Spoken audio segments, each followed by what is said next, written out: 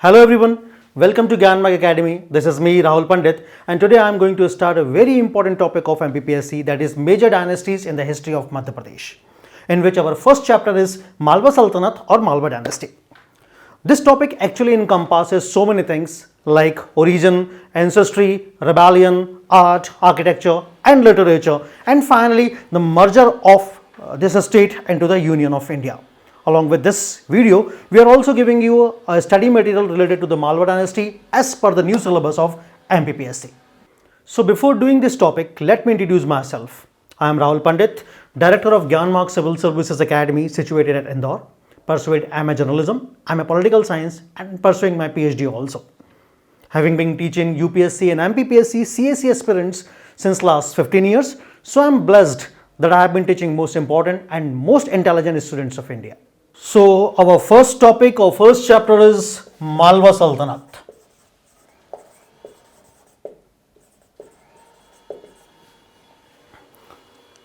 Fine. So this name Malwa has been originated from the Malav or Maloi tribe. एक tribe थी मालव और मलोई.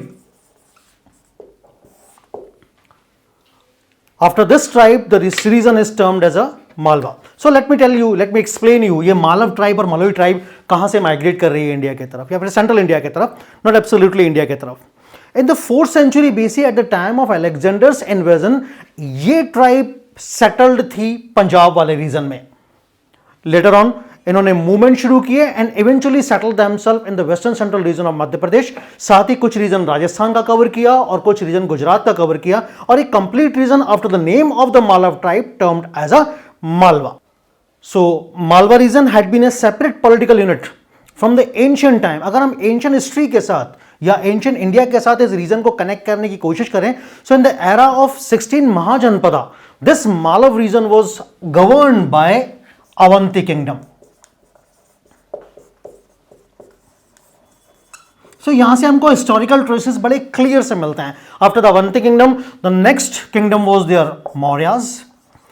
Although Mauryas के पास तो administrative unit एक तरीके से पूरी इंडिया ही थी जो कि 5 पार्ट में डिवाइडेड भी था या 5 चक्रास में भी डिवाइडेड था, but that is not a part of today's history या our today's chapter. So what I am saying कि सबसे पहले हमको अवंती किंगडम मिलता है, अवंती किंगडम के बाद मौर्याज और मौर्याज के बाद मिलते हैं परमाराज. ओके, इन तीनों किंगडम्स के बाद लास्ट परमार रूलर को हराता है दिल्ली सल्तनत के ruler. Means the Malwa region जो है went into the pocket of the Delhi सल्तनत in 1305 in the era of Khilji. Later on Delhi सल्तनत से हमको वो कंडीशन स्टेबल होती सी मिलती है when they establish their governor over Malwa region. यहीं से हमको एस्टेब्लिशमेंट मालवा सल्तनत का मिलता है. तो first one was the Avanti, then Mauryas, then Paramaras. Paramaras के बाद एंगेजमेंट आता है इस रीजन में दिल्ली सल्तनत का. Then after the sultans of Malwa, then after the Mughals, Marathas and eventually English. After the Marathas this region went into the pocket of English और Britishers and continued to be as a princely state for so many years and finally merged into the Union of Madhya Pradesh as a Part B state named as Madhya Bharat. In early 14th century, means in 1305, Malwa was annexed by Delhi Sultanate and at that time the Mahalak Dev was the last ruler of Parmara dynasty. He was defeated by Alauddin Khilji in 1305 and finally this region went into the pocket of Delhi Sultanate and became a western province of Delhi Sultanate. और we should say, हमें कहना चाहिए और we should say like a southwestern region of Delhi Sultanate. और ये continuity बनी रहती है till Tughlaqs.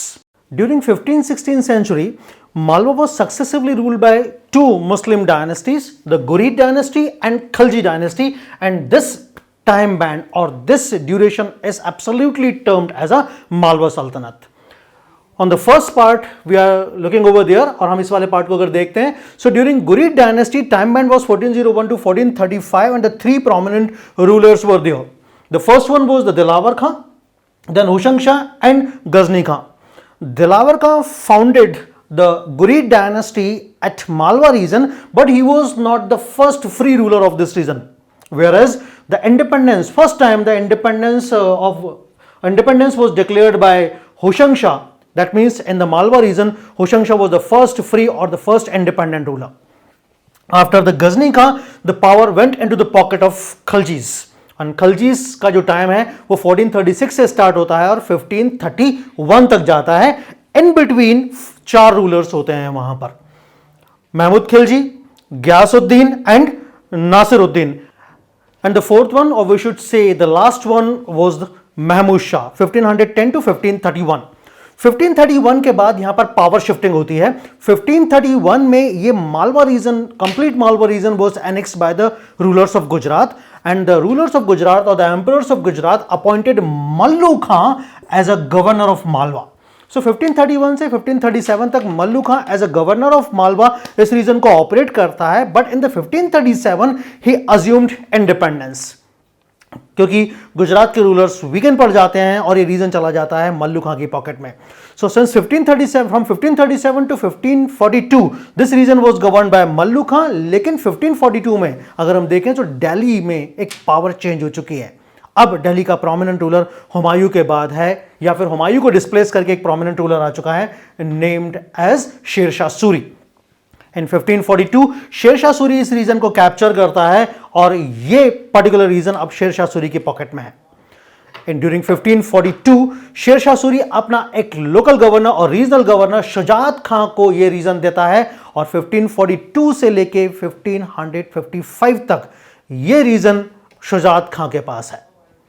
फाइनली 1555 में पावर दिल्ली में फिर से चेंज होती है, दिल्ली वीक होता है, and in 1555 the son of Shujat Khan, Baz Bahadur, assumed independence. So Ghuri dynasty 1401 to 1435. First ruler of this dynasty was the Dilawar Khan. Time मैन 1401 से लेकर 1406 तक है. दिलावर खां बेसिकली फिरोज शाह तुगलक का एक स्लेव है और इसका ओरिजिनल नाम है Hussain Khan. In 1388 he was appointed the governor of Malwa region, और जब मालवा रीजन को वो गवर्न कर रहा है तो इसी समय वो टाइटल ओन करता है दिलावर खां का. After Timur's invasion in 1398 the condition of Delhi sultanate was डिटेरियोरेटेड. बहुत तेजी से, बहुत रैपिडली, बहुत तेजी से दिल्ली सल्तनत की कंडीशन वीक होती है. And at that time Dilawar Khan took the benefit and declared himself as a independent ruler in 1401. Although he declared himself as an independent ruler, but he didn't assume the title of Sultan.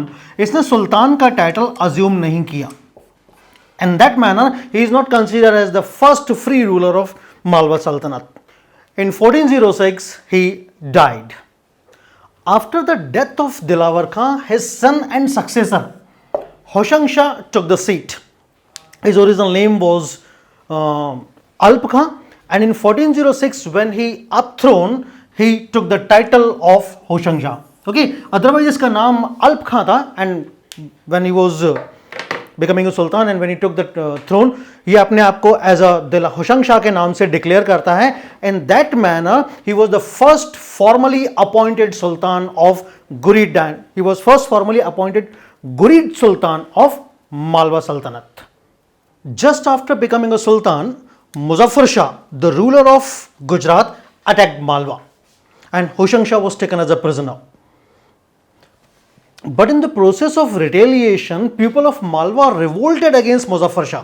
Okay, क्योंकि होशंगशाह को मालवा के लोग बहुत ज़्यादा पसंद करते थे और जैसे ही मुजफ्फर शाह ने उस रेन को अपना या उस रीजन को अपनी एडमिनिस्ट्रेटिव यूनिट बनाया, the people revolted against him and they demanded that कि होशंगशाह को रिलीज किया जाए.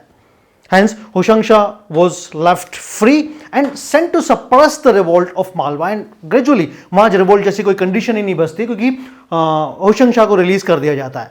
Then Hoshangsha utilized the opportunity and once again he made himself as an independent ruler of Malwa. यहीं पर वो एक डिसीजन लेता है, and that prominent decision, that historical decision was what, कि वो अपनी कैपिटल धार से शिफ्ट करता है और कैपिटल ले जाता है मांडू को, और मांडू का टाइटल वो चेंज कर देता है. Finally Mandu title as a Shadiyabad.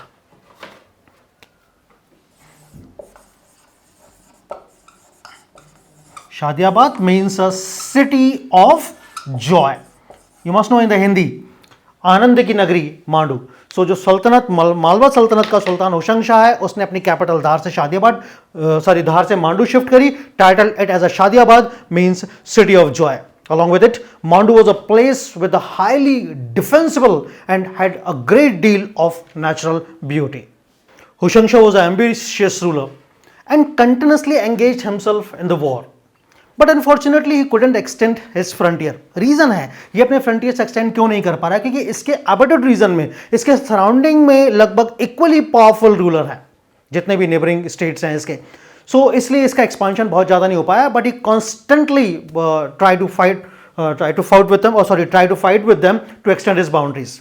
Ultimately he couldn't, but he also remembered for his wonderful taste of art and architecture. बहुत सारा वर्क इसने मांडू में कराया, जिसमें एक बहुत प्रोमिनेंट वर्क मिलता है, the tomb of Hoshang Shah. He constructed his own tomb at the Mandu fort, better known as the tomb of Hoshang Shah, and it is also considered as the oldest fully marble mausoleum in India. Fine, and it is constructed in the Persian style, Afghan style. When it comes to the interior walls and when it comes to the dome, it was constructed in the Persian and the Afghan style. But when it comes to the exterior wall, इसका design Indian architect के according prepare किया गया था. That means it is a combination of 3 types of architectural style: Persian, Afghan, and Indian architecture style. Along with it, the most important thing was what? That this tomb served as a template for the construction of Taj Mahal.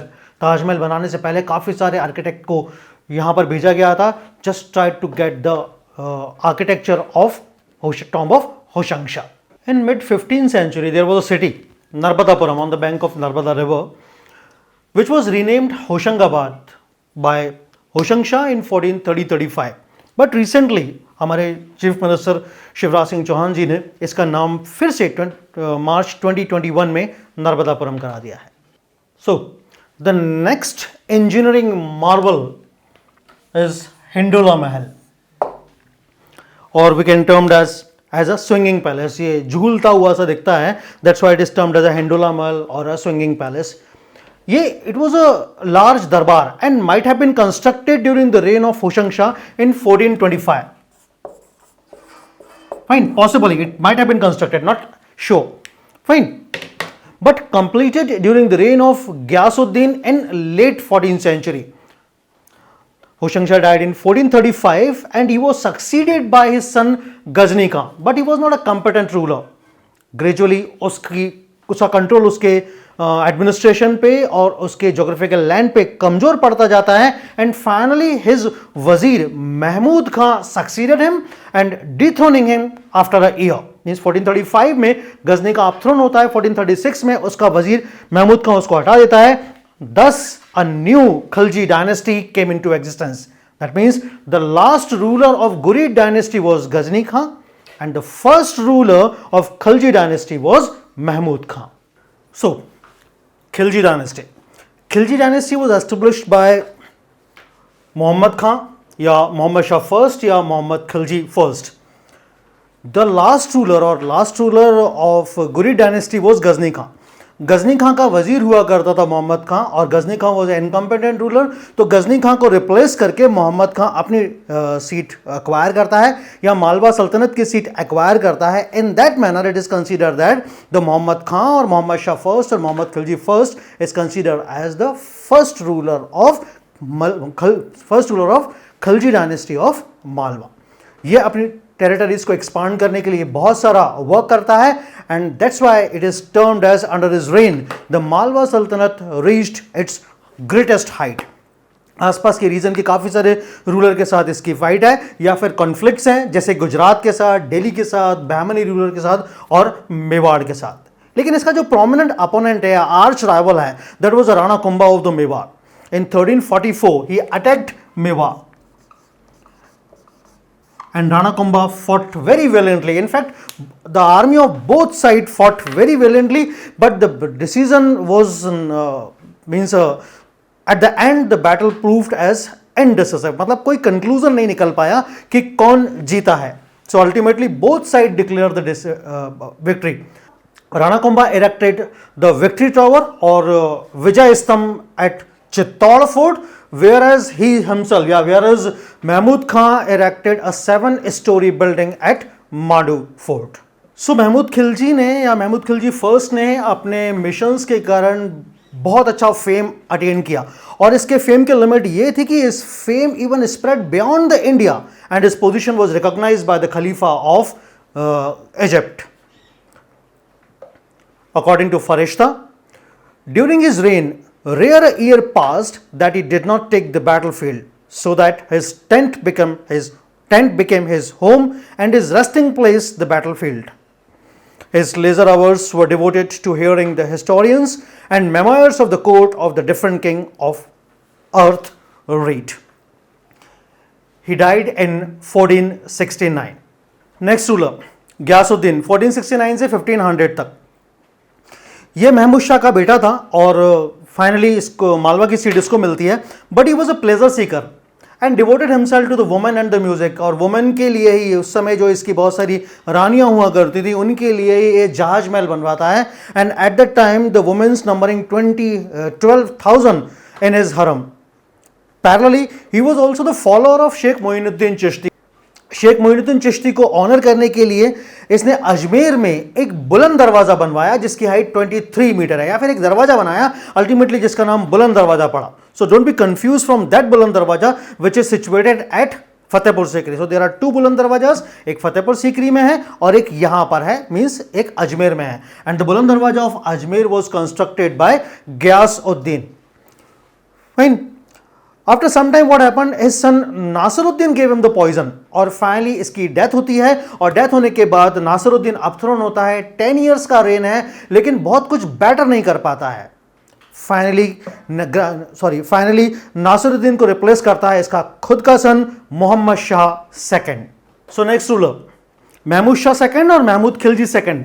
1510 से 1531 तक का rain है. और जब ये अपथ्रोन होता है इसका कोर्ट जो है वो क्वेरलिंग प्लेस है. इसके नोबल्स आपस में लड़ते रहते हैं. तो finally to get rid of all this condition what he did, ये रायचंद पुरबिया को अपना वजीर बनाता है.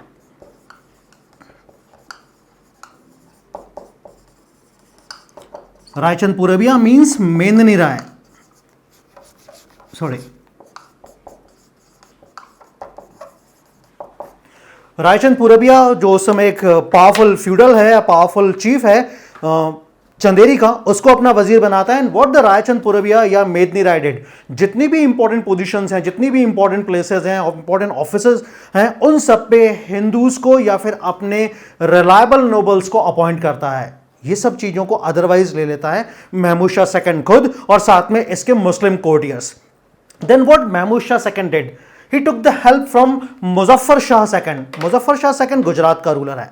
मुजफ्फर शाह सेकंड के साथ एक कॉन्फेडरेशन बनाता है और रायचंद पुरबिया के अगेंस्ट एक मिशन होता है. But in between what happened that Medini Rai took the help of Rana Sanga. Rana Sanga और मेदनी राय कॉन्फेडरेशन बना लेते हैं, एक एसोसिएशन बना लेते हैं. दोनों के बीच में बैटल होती है और राणा सांगा के एसोसिएशन में मेदनी राय जीत जाता है. ग्रेजुअली महमूद शाह को कैप्चर कर लिया जाता है, लेकिन कुछ समय बाद उसकी टेरिटरी उसको रिस्टोर कर दी जाती है. सो there was an important incident held in 1530-31 in Malwa सल्तनत. 1530-31 में क्या होता है, गुजरात में एक थिएटर है और एक थिएटर मिलता है हमको मांडू में. What happened in Gujarat, Gujarat में मुजफ्फर शाह की डेथ के बाद, गुजरात रूलिंग पार्ट में मुजफ्फर शाह की डेथ के बाद बहादुर शाह रूलर बनता है और बहादुर शाह का छोटा भाई है चंदा खां. दोनों के बीच कॉन्फ्लिक्ट है सीट को लेके, रूलिंग सेशन को लेके, रूलिंग पार्ट को लेके. देन चंदा खां फ्लेड टू मांडू भाग के आता है और मोहम्मद खिलजी सेकंड इसको शेल्टर दे देता है. मोहम्मद खिलजी सेकंड अलॉटेड और granted asylum to Chanda Khan. Ultimately Bahadur Shah इसको अदरवाइज ले लेगा. And then what the Bahadur Shah did, Bahadur Shah came over there and captured the whole region. Mandu को कैप्चर कर लेता है in that manner. And the result was that Bahadur Shah of Gujarat annexed the Mandu in 1531. And in this way this Mandu or Malwa Sultanate was ended and this territory went into the pocket of Gujarat dynasty और गुजरात सल्तनत या फिर बहादुर शाह के pocket में चला जाएगा. At last what happen, Bahadur Shah यहां पर अपने एक गवर्नर को अपॉइंट करता है नेम्ड एज मल्लू खां। मल्लू खां की गवर्नरशिप यहां पर 1531 से लेके 1537 तक है। मल्लू खां इसको बहुत अच्छे से गवर्न करता है, but what happen in 1537, Bahadur Shah की डेथ हो जाती है। So after the death of his master what he did, ये मल्लू खां अपने आप को फ्री रूलर डिक्लेयर करता है and took the title of Qadir Shah. ये कंटिन्यूटी चलती है 1537 टू 1542। 1542 के बाद दिल्ली में एक पावरफुल रूलर आ चुका है नेम्ड एज शेर शाह सूरी, जो 1540 के बाद ही आ चुका है। इसके बाद उसका एक्सपांशन है और वह एक्सपांशन में मालवा को कैप्चर करता है और मालवा को कैप्चर करने के बाद यहां पर कादिर शाह या मल्लू खां को हराता है। Now Mandu went into the pocket of Suri's और अल्टीमेटली वो मांडू में अपना एक गवर्नर अपॉइंट करता है named as शुजाअत Khan. So Bayazid Baz Bahadur Khan, the last ruler of Malwa sultanate. हालांकि ये गुरीद और खिलजी डायनेस्टी के अलावा था, but he is considered as a last ruler of Malwa सल्तनत। ही वॉज मोस्टली और majorly engaged in the love, romance and art and architecture, और अपनी रानी रूपमती के साथ ये मैक्सिमम टाइम बिताता था। इन दैट मैनर व्हाट हैपेंड कि अपने एडमिनिस्ट्रेशन की तरफ इसका ध्यान बहुत कम हो गया। इन बिटवीन व्हाट हैपेंड इन 1561, इन 1561 अकबर काफी सारी पावर एक्वायर कर लेता है और अकबर बाज बहादुर के अपोजिट अपने एक वॉरियर या अपने कमांडर या अपने कजन अदम खां को भेजता है। On 29th of March 1561, a battle fought between them and the battle was named as a Battle of Saharangpur. इस बैटल में हारने के बाद बाज बहादुर खान देश की तरफ मूव कर जाता है, जो मध्य प्रदेश के अभी सदर्न रीजन में हमको एक ज्योग्राफिकल लैंड मिलती है। When he fled toward the Khandesh, रानी रूपमती सुसाइड कमिट कर लेती है, क्योंकि जब उनको पता पड़ता है कि ये वो बैटल वो हार चुके हैं, तो वो अपने आप को प्रोटेक्ट करने के लिए, अपनी चेस्टिटी को बताने के लिए वो सुसाइड कमिट कर लेती है। लेटर व्हाट हैपन, बाज बहादुर काफी सारे कोर्ट में एज अ फ्यूगिटिव रूलर भागता रहता है यहां से वहां, and at last in 1570 he submitted to Akbar at Nagpur, और अकबर उसको मनसबदारी ग्रांट करता है, मनसबदारी अलॉट करता है 2000 की। इन सच ए मैनर व्हाट हैपन कि मालवा डायनेस्टी और मांडू रीजन, जो पूरा कंप्लीट रीजन है, ये दिल्ली सल्तनत के पॉकेट में चला जाता है, मतलब मुगल्स के पास, सॉरी दिल्ली सल्तनत की नहीं, मुगल्स के पॉकेट में चला जाता है। But after the fall of Mughals, Marathas came into the power, और मराठास के पावर में आने के बाद जब पेशवा बाजीराव बल्लाड़ पेशवा बनते हैं, तो सेंट्रल इंडिया में या मालवा वाले रीजन में राणोजीराव सिंधिया और मल्हारराव होलकर को भेजा जाता है। वो यहां पर आने के बाद मालवा रीजन को कैप्चर करते हैं। इन that manner Malwa went into the pocket of Marathas. If you feel good, then please like, share and subscribe our channel. And you may also give your feedback in the comment box. Thanks a lot.